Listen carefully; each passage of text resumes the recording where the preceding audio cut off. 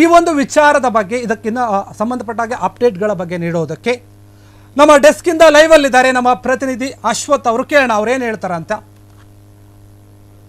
Hello Ashwath ಅವರೇ, ಈ ಒಂದು ದರ್ಶನ್ ವಿಚಾರಕ್ಕೆ ಸಂಬಂಧಪಟ್ಟಂತೆ ಏನು ಅವರು ಬೇಡಿಕೆಗಳನ್ನು ಇಟ್ಟಿದ್ರು, ಅವರು ಬೆಳಿಗ್ಗೆ ಸಾಯುವಂಥ ಮಾತುಗಳನ್ನು ಆಡಿದ್ರು, ಅವರ ಒಂದು ವಿಚಾರದಲ್ಲಿ ಅವರ ಮನಸ್ಸಿನಲ್ಲಿ ತುಂಬ ನೋವಿತ್ತು, ಅವರು ಬೇಡಿಕೆ ಇಟ್ಟಂಥ ಎಲ್ಲ ಮನವಿಗಳಿಗೂ ಕೋರ್ಟ್ ಸ್ಪಂದಿಸಿದಂತೆ ಆಗಿದೆ. ಹಾಗಾದ್ರೆ ಏನೇನು ಸವಲತ್ತು ಕೊಟ್ಟಿದೆ? ಈಗ ನಾವು ತಿಳಿದಂತೆ ಇನ್ನೂ ಜಾಸ್ತಿ ಏನಾದರೂ ಇದೆಯಾ ಏನು ಹೇಳೋದಾದ್ರೆ? ಭೀಮೇಶ್, ಈಗಾಗಲೇ ದರ್ಶನ್ ಅವರ ಪ್ರಕರಣ ಅಂದರೆ ರೇಣುಕಾಸ್ವಾಮಿ ಅವರ ಹತ್ಯೆ ಪ್ರಕರಣದಲ್ಲಿ ದರ್ಶನ್ ಸೇರಿದಂತೆ ಒಟ್ಟು 7 ಜನ ಆರೋಪಿಗಳಿಗೆ ಸುಪ್ರೀಂ ಕೋರ್ಟ್ ಕಳೆದ 1 ತಿಂಗಳ ಹಿಂದೆ ಅವರ ಒಂದು ಜಾಮೀನನ್ನು ರದ್ದುಗೊಳಿಸಿತ್ತು. ಅದಾದ ನಂತರ ಪರಪ್ಪನ ಅಗ್ರಹಾರ ಜೈಲಿಗೆ ದರ್ಶನ್ ಸೇರಿದಂತೆ ಒಟ್ಟು 7 ಜನ ಆರೋಪಿಗಳನ್ನು ಪರಪ್ಪನ ಅಗ್ರಹಾರದಲ್ಲಿ ಬಿಡಲಾಯಿತು. ಅದಾದ ನಂತರ ಮತ್ತೆ ದರ್ಶನ್ ಪರಪ್ಪನ ಅಗ್ರಹಾರದಿಂದ ಬಳ್ಳಾರಿ ಜೈಲಿಗೆ ಶಿಫ್ಟ್ ಮಾಡಬೇಕು ಅಂತ ಹೇಳಿ ಈಗಾಗಲೇ ಸರ್ಕಾರದ ವಕೀಲರು ಕೋರ್ಟ್ ಮೊರೆ ಹೋಗಿದ್ರು. ಅದು ಕೂಡ ಇವತ್ತು ವಿಚಾರಣೆ ಇತ್ತು. ಜೊತೆಗೆ ದರ್ಶನ್ಗೆ ಕೆಲವೊಂದಷ್ಟು ಸವಲತ್ತುಗಳನ್ನು ಕೊಡಬೇಕು ಅಂತ ಹೇಳಿ ದರ್ಶನ್ ಪರ ವಕೀಲರು ಕೂಡ ಕೋರ್ಟ್ ಮೊರೆ ಹೋಗಿದ್ರು. ಆ ಎರಡೂ ವಿಚಾರಗಳಿಗೆ ಸಂಬಂಧಪಟ್ಟಂತೆ ಇವತ್ತು ವಾದ ವಿವಾದ ಕೂಡ ನಡೀತು. ಜೊತೆಗೆ ಇವತ್ತು ಬೆಳಗ್ಗೆ ದರ್ಶನ್ ಅವರು ಅಂದರೆ ವಿಡಿಯೋ ಕಾನ್ಫರೆನ್ಸ್ ಮೂಲಕ ಜಡ್ಜ್ಗೆ ಒಂದು ಮನವಿಯನ್ನು ಮಾಡ್ತಾರೆ, ನನಗೆ ಇಲ್ಲಿ ಒಂದು ತೊಟ್ಟು ವಿಷವನ್ನು ಕೊಟ್ಬಿಡಿ ಅಂತಂತೇಳಿ.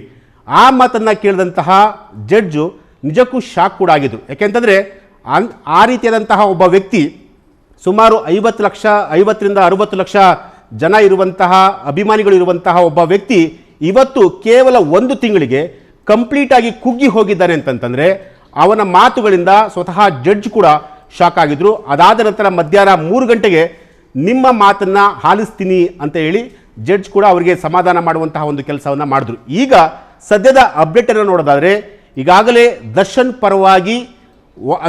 ಪರವಾಗಿ ಒಂದು ತೀರ್ಪು ಕೂಡ ಪ್ರಕಟ ಆಗಿರುವಂಥದ್ದು. ಅಂದರೆ ಯಾವ ರೀತಿ ಅಂತಂತಂದರೆ ದರ್ಶನ್ಗೆ ಜೈಲಲ್ಲಿರುವಂತಹ ಬೇಸಿಕ್ ಸವಲತ್ತುಗಳನ್ನು ಅಂದರೆ ಬೇಸಿಕ್ ನೀಡ್ಸ್ಗಳನ್ನು ಕೊಡಬೇಕು ಅಂತೇಳಿ ಈಗ ದರ್ಶನ್ ಪರ ವಕೀಲರು ಕೂಡ ಕೇಳ್ಕೊಂಡಿದ್ರು. ಅದಕ್ಕೆ ಪೂರಕವಾಗಿ ಸ್ವತಃ ಜಡ್ಜ್ ಕೂಡ ಆದೇಶವನ್ನು ಕೊಟ್ಟಿರುವಂಥದ್ದು. ಅಂದರೆ ಮೊನ್ನೆ ಅಷ್ಟೇ ದರ್ಶನ್ ಅವರ ಡೆವಿಲ್ ಸಿನಿಮಾದ ಒಂದು ಹಾಡು ರಿಲೀಸ್ ಆಗಿತ್ತು, ಇದ್ರೆ ನೆಮ್ಮದಿಯಾಗಿರ್ಬೇಕಪ್ಪ ಅಂತಂತೇಳಿ. ಆ ಒಂದು ಸಾಂಗ್ಸು ನಿಜಕ್ಕೂ ದರ್ಶನ್ ಅವರಿಗೆ ನೆಮ್ಮದಿ ಇದೆಯಾ ಅನ್ನೋದು ಕೂಡ ಇಲ್ಲಿರುವಂತಹ ಪ್ರಶ್ನೆ. ಯಾಕೆಂತಂದರೆ ಈ ಒಂದು ಇನ್ಸಿಡೆಂಟ್ ಬಗ್ಗೆ ನೋಡೋದಾದರೆ ದರ್ಶನ್ ಕಂಪ್ಲೀಟ್ ಆಗಿ ಕುಗ್ಗಿ ಹೋಗಿದ್ದಾರೆ. ಜೊತೆಗೆ ದರ್ಶನ್ಗೆ ಒಂದು ಮಾರಲ್ ಸಪೋರ್ಟ್ ಕೂಡ ಬೇಕಾಗಿರುವಂತಹದ್ದು.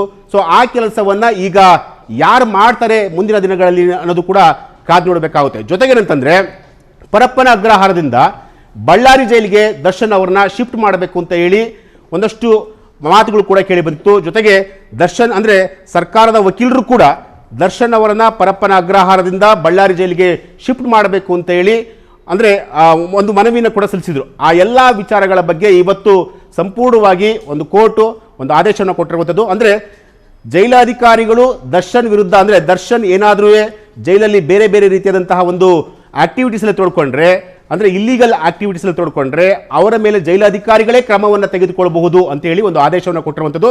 ಜೊತೆಗೆ ಬೇಸಿಕ್ ನೀಡ್ಸ್ ಅಂದರೆ ಈಗಾಗಲೇ ದರ್ಶನ್ ಅವರು ಕೇಳ್ಕೊಂಡಿದ್ರು, ಅಂದರೆ ನಮಗೆ ತಲೆದಿಂಬಿಲ್ಲ, ಹಾಸಿಗೆ ಇಲ್ಲ, ಜೊತೆಗೆ ಒಂದು ಊಟದ ವ್ಯವಸ್ಥೆ ಸರಿಯಾಗಿಲ್ಲ, ಈ ರೀತಿಯಾದಂತಹ ಒಂದಷ್ಟು ಡಿಮ್ಯಾಂಡ್ಗಳನ್ನು ಕೂಡ ಇಟ್ಟಿದ್ರು, ಅಂದರೆ ಮನವಿ ಕೂಡ ಮಾಡ್ಕೊಂಡಿದ್ರು.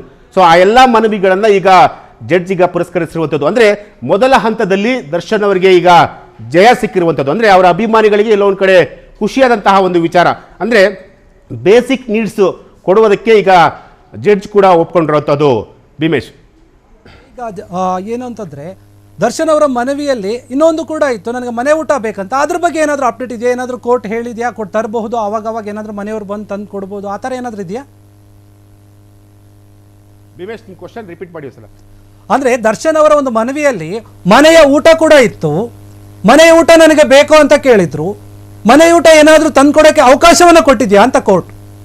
ಸದ್ಯಕ್ಕೆ ಆ ರೀತಿಯಾದಂತಹ ಒಂದು ವಿಚಾರಗಳು ಏನು ಚರ್ಚೆಯಾಗಿಲ್ಲ.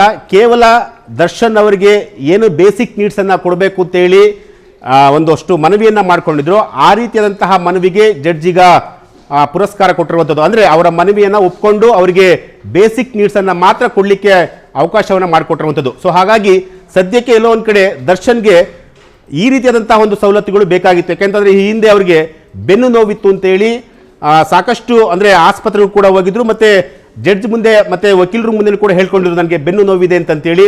ಜೊತೆಗೆ ಬೆನ್ನು ನೋವು ಇದ್ರೂ ಕೂಡ ಡೆವಿಲ್ ಸಿನಿಮಾದಲ್ಲಿ ಅವರು ಭಾಗವಹಿಸಿದ್ರು, ಶೂಟಿಂಗಲ್ಲೂ ಕೂಡ ಪಾಲ್ಗೊಂಡಿದ್ರು.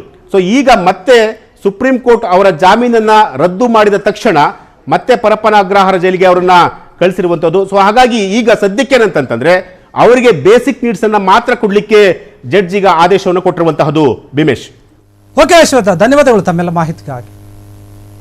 ಇದಿಷ್ಟು ದರ್ಶನ್ ಅವರಿಗೆ ಸಂಬಂಧಪಟ್ಟಂತಹ ವಿಚಾರ. ಯಾಕಂತಂದ್ರೆ ದರ್ಶನ್ ಅವರ ಒಂದು ಭವಿಷ್ಯ ಏನಿದೆ ಇಂದು ನಿರ್ಧಾರ ಆಗಿರುವಂಥದ್ದು, ಮತ್ತೆ ಅವರು ಕೇಳಿರುವಂತಹ ಒಂದು ಮನವಿ ಏನಿತ್ತು ಅದು ಕನಿಷ್ಠ ಪಕ್ಷ ಈಡೇರಿದಂತ ಆಗಿದೆ. ಯಾಕಂದ್ರೆ ಅವರ ಮನೆಗೆ ಈಗ ಕೋರ್ಟ್ ಸ್ಪಂದಿಸಿದೆ, ಅವರು ಕೇಳಿದಂತಹ ಒಂದು ಸವಲತ್ತು ಕೂಡ ಸಿಕ್ಕಿದೆ. ಕ್ಷಣ ಕ್ಷಣದ ಸುದ್ದಿಗಳಿಗಾಗಿ ಫ್ರೀಡಂ ಟಿವಿ ಸಬ್ಸ್ಕ್ರೈಬ್ ಮಾಡಿ, ಲೈಕ್ ಮಾಡಿ ಹಾಗೂ ಫಾಲೋ ಮಾಡಿ. ಹೊಸ ಸುದ್ದಿಗಳ ನೋಟಿಫಿಕೇಶನ್ಗಾಗಿ ಬೆಲ್ ಐಕಾನ್ ಮೇಲೆ ಕ್ಲಿಕ್ ಮಾಡಿ.